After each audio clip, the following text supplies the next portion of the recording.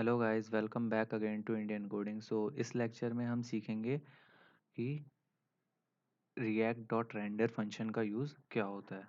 Okay, तो आइए हम देख लेते हैं। पहले इसको कमेंट आउट कर देते हैं जिससे आपको नॉर्मल दिखेगा। एक मिनट। ओके, तो चलो देखते हैं हम क्या होता है कि रिएक्ट डॉट रेंडर फंक्शन का यूज़ क्या होता है। ओके, तो देखो, रिएक्ट रेंडर एचटीएमएल का क्या गोल क्या होता है कि एचटीएमएल पेजेस को अपने वेब पे शो करना। ठीक है, और वो किसकी हेल्प से अपन कर पाते हैं? React DOM dot render function की हेल्प से अपन शो कर पाते हैं। रिएक्ट डॉट रैंडम रेंडर जो फंक्शन होता है ये करता है, ये टू आर्ग्यूमेंट्स को कंज्यूम करता है। पहला होता है जो भी अपना एचटीएमएल कोड होता है, और दूसरा क्या होता है, जो भी एचटीएमएल एक HTML एलिमेंट होता है जहाँ पे अपना सारा कोड जाता है। ठीक है, the purpose of the function is to display the specified HTML code inside the specified HTML element. तो ये जो फंक्शन होता है इसका वर्क क्या होता है कि अपना जो भी HTML का कोड होता है उसको किसी स्पेसिफाइड HTML एलिमेंट में दिखाना होता है। ओके, अब आइए इसको हम देख लेते हैं। तो देखो, ये हमारा स्ट्रक्चर होता है रिएक्ट के पेजेस का। एक मिनट, ये देखो, तो हमारी फाइल होती है index.js। index.js के अंदर में हमारा फंक्शन आता है react dom डॉट रेंडर। तो जैसे अभी हमने सीखा कि ये क्या करता है, ये दो चीज़ें लेता है। पहला क्या लेता है? पहला लेता है जो हमारा HTML का कोड होता है ये लेता है। दूसरा क्या लेता है कि एक स्पेसिफिक प्लेस जहाँ हमें ये सारा दिखाना होता है, ये दूसरा वो लेता है कि कौन सा एलिमेंट है जहाँ पे हमें ये सारा कोड दिखाना है। तो index dot H T M L में एक डिव होता है जिसकी आईडी होती है रूट। हमारा जितना भी कोड होता है रिएक्ट का ये सारा वहाँ जाता है। ये देखो, हम हैं index dot H T M L के अंदर में। ये देखो, एक आईडी है रूट। तो इस डिव के अंदर में हमारा सारा का सारा कोड चला जाता है जो भी हम यहाँ अटैच करते हैं। देखो, सबसे पहले क्या लेते हैं, ये कोड लेता है और इस कोड को कहाँ भेजता है? इस रूट वाली आईडी के पास भेज देता है, और रूट से क्या होता है, ये हमारे ब्राउज़र पे डिस्प्ले होता है। ओके, तो अभी जो हमारा कोड डिस्प्ले हो रहा है आपको एग्जांपल के लिए दिखाते हैं। तो ये देखो, ये हमारा कोड रिएक्ट का अभी चल रहा है। ओके, और ये देखो अभी कोड में क्या ले रहा है, कोड वाले प्लेस पे हमने दे रखा है ऐप ऐप कंपोनेंट दे रखा है। तो हम जाते हैं ऐप में। तो देखो, ये है हमारा ऐप कंपोनेंट। इसमें जो भी सारी चीज़ें हैं, ये देखो, ये सारा का सारा हमारे वहाँ पे शो हो रहा है। अब आपको दिखाता हूँ मैं। हम इन सबको डिलीट कर देते हैं और हम अपना कोड लिख देते हैं H1 हेलो रिएक्ट। ठीक है, इसको हम सेव कर लेते हैं। अब सेव कर लिया हमने, अब हम चलते हैं वापस से। अब हम देखते हैं यहाँ क्या दिखता है। ठीक है, तो अब ये क्या करेगा, देखो मैं यहाँ से आपको बताता हूँ। हमने क्या किया है, index.js में आओ। जो भी हमारा ऐप में कोड लिखा हुआ है वो यहाँ पे प्लेस हो जाएगा, और ये कोड कहाँ जाएगा, ये जाएगा इस रूट वाली आईडी के पास में।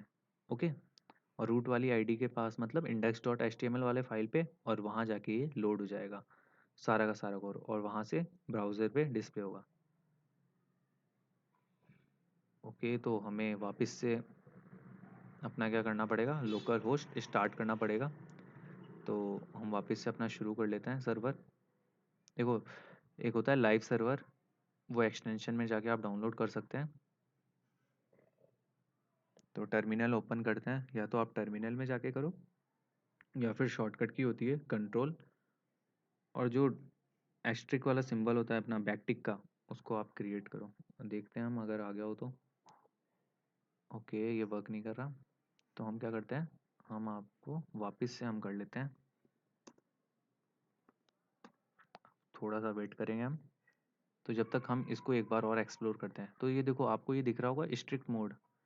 तो स्ट्रिक्ट मोड किस लिए आता है कि स्ट्रिक्ट मोड करता है कि कई सारी चीज़ें होती है जावास्क्रिप्ट में, वो क्या करता है, उसको प्रॉपर वर्क नहीं करने देता। इसलिए हम क्या करते हैं, स्ट्रिक्ट मोड में चलाते हैं। अब देखो, हमारा जो भी कोड होता है वो इसके अंदर आके प्लेस हो जाता है, और फिर हम जैसे भी रिएक्ट स्टार्ट करते हैं, npm स्टार्ट करते हैं, वो क्या करता है, इस पेज को डिस्प्ले करता है हमारे ब्राउज़र के ऊपर में। ओके गाइज, और ये सारा जो HTML कोड होता है वो हमें शो होता है। ओके, सो जो भी हमारे ऐप कंपोनेंट के अंदर फाइलें रखी होंगी, अच्छा तो देखो हमारे एक एरर आ रही है मे बी, इसलिए 2 बार H1 टैग आ गए थे, इसलिए एरर शो हो रही थी। ओके, तो जब तक ये स्टार्ट होता है हम क्या फोल्डर स्ट्रक्चर भी देख लेते हैं।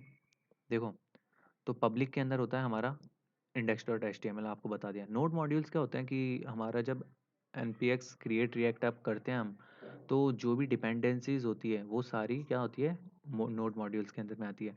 फिर आता है सोर्स फोल्डर। सोर्स फोल्डर सबसे मेन होता है क्योंकि इसी में हम अपने सारे कंपोनेंट बनाते हैं। इसके अंदर index.js की फाइल होती है सबसे मेन, अभी मैंने आपको दिखाई भी थी, क्योंकि इसी के थ्रू क्या करते हैं हम, ये देखो index.js में ही क्या होता है, react dom dot render function होता है। ये जो फंक्शन है इसी से सारा वर्क हो रहा है। ये क्या करता है, ये कोड लेता है जो भी हमें शो करना होता है और इसको कहाँ प्लेस कर देता है, भेज देता है इस एलिमेंट पे, रूट नाम के। Okay, then app dot J S होता है। ऐप डॉट जे एस में हमारा जो भी हमने ऐप बनाया है या जो भी हमने कोडिंग वगैरह की है हम इसके अंदर उसको प्लेस कर देते हैं। ओके, तो ये यहाँ पे हमें शो होता है। Okay, then app dot C S S नाम की फाइल होती है, उसको हम क्या करते हैं अपने स्टाइलिंग के लिए हम यूज़ करते हैं कि हमारे ऐप में जो भी स्टाइलिंग दिखनी होती है उसके लिए हम app dot C S S का यूज़ करते हैं। और जो डिफ़ॉल्ट स्टाइलिंग होती है, जैसे बॉडी टैग होता है तो हमने बॉडी टैग में स्टाइलिंग करते हैं, और एक अलग से हम अगर कंपोनेंट बनाते हैं तो उसका लिए अलग से स्टाइलिंग करते हैं। तो डिफ़ॉल्ट की जो भी स्टाइलिंग होती है उसको हम लिख देते हैं index dot C S S के अंदर में। ओके गाइज, तो ये होता है हमारा फ़ोल्डर स्ट्रक्चर। अब हम आते हैं डॉट गिट इग्नोर में। तो डॉट गिट इग्नोर में सिंपली जब हम अपना कोड गिटहब पे डालते हैं तो नोड मॉड्यूल्स क्या होते हैं, नोड मॉड्यूल्स हमें बार बार इंस्टॉल करने की, मतलब गिटहब पे अपलोड करने की ज़रूरत नहीं होती। ओके, सिंपली हम अपना कोड पुट कर सकते हैं। इसीलिए इसके अंदर क्या डाला हुआ है कि जब भी हम अपना कोड, सोर्स कोड जो है गिटहब पे डालें तो ये क्या करेगा, ये नॉर्मली नोड मॉड्यूल्स को इग्नोर कर देगा। ओके, नोड मॉड्यूल्स क्योंकि जब भी अगर कोई फोर्क करेगा हमारे प्रोजेक्ट को या फिर आप किसी के प्रोजेक्ट को फोर्क करें, तो जब आप अपने सिस्टम में उसको चलाएंगे तो वो जो भी रिक्वायर्ड होती हैं डिपेंडेंसीज उसको अपने आप इंस्टॉल कर लेता है। अब हम आते हैं पैकेज डॉट जेसन में। तो पैकेज जेसन में क्या होता है कि अपना जो भी वर्जन है, अपने जो भी मॉड्यूल्स हैं और जो भी डिपेंडेंसीज हैं उनका जो भी वर्जन है वो कहाँ आके शो होता है हमें, पैकेज डॉट जेसन नाम की एक फ़ाइल होती है, उसके अंदर आके हमारा सारा का सारा ये स्टोर होता है। तो देखो हमारा रिएक्ट का कौन सा वर्जन है, तो रिएक्ट का वर्जन है हमारा 17.0.2। ओके, रिएक्ट डॉम का कौन सा वर्जन है, रिएक्ट स्क्रिप्ट का कौन सा वर्जन है, तो ये सारे वर्जन है। अब हम आते हैं स्क्रिप्ट में। तो ये स्क्रिप्ट्स होते हैं, जैसे अभी मैंने लिखा यार्न स्टार्ट, तो स्टार्ट करने के लिए कौन सी स्क्रिप्ट है, बिल्ड करने के लिए है, टेस्ट के लिए, जेट के लिए, तो ये डिफरेंट डिफरेंट हमारी स्क्रिप्ट्स होती है। Okay, so I hope guys आपको समझ में आ गया होगा कि React DOM dot render function, render का मतलब क्या है, डिस्प्ले करना। ये जो फंक्शन है यही डिस्प्ले करता है हमारे कोड को ब्राउज़र के ऊपर में। और ये कैसे करता है, ये सारा कोड लेता है जो भी हमें शो करना है और उस कोड को कहाँ भेज देता है, रूट नाम के एलिमेंट के पास में ये भेज देता है। ओके फ्रेंड्स, तो हमारा डेवलपमेंट सर्वर स्टार्ट हो जाए और हमने ऐप नाम के कंपोनेंट में क्या लिख रखा है, जो हमें शो होगा, हमें शो होगा हेलो रिएक्ट। और यू कैन सी हम कितना ब्यूटीफुली काम कर सकते हैं। हम देखो हम क्या कर रहे हैं, जावा स्क्रिप्ट की फाइल के अंदर में हम अपना HTML लिख रहे हैं। अभी तक आपने अगर वेब डेवलपमेंट सीखा होगा तो इट्स नॉट पॉसिबल कि वी कैन राइट, अपन लिख सकते हैं बट अपन को उसके लिए क्या डॉम का यूज़ करना पड़ता था, document dot get element by ID, अपन को ये सारा करना पड़ता था। बट अपन क्या कर रहे हैं, नॉर्मल HTML टैग्स का यूज़ करके अपन जावा स्क्रिप्ट के अंदर अपन लिख पा रहे हैं HTML को। ओके, तो बहुत अच्छी चीज़ होती है ये। अब हम देख लेते हैं कि स्टार्ट हो गया है या नहीं। तो अभी ये स्टार्ट होने वाला है। तो यही है, रिएक्ट थोड़ा हैवी वर्क करता है तो इसलिए ये थोड़ा टाइम ले लेता है कई बार। तो आपको स्ट्रक्चर समझ में आ गया होगा। सो एक काम करते हैं कि इसका आउटपुट हम नेक्स्ट वीडियो में देखते हैं जब तक ये स्टार्ट हो जाएगा. So I hope guys you got all the point I have covered in this lecture. If you still have any query then please put it out in the Q&A section. Thank you.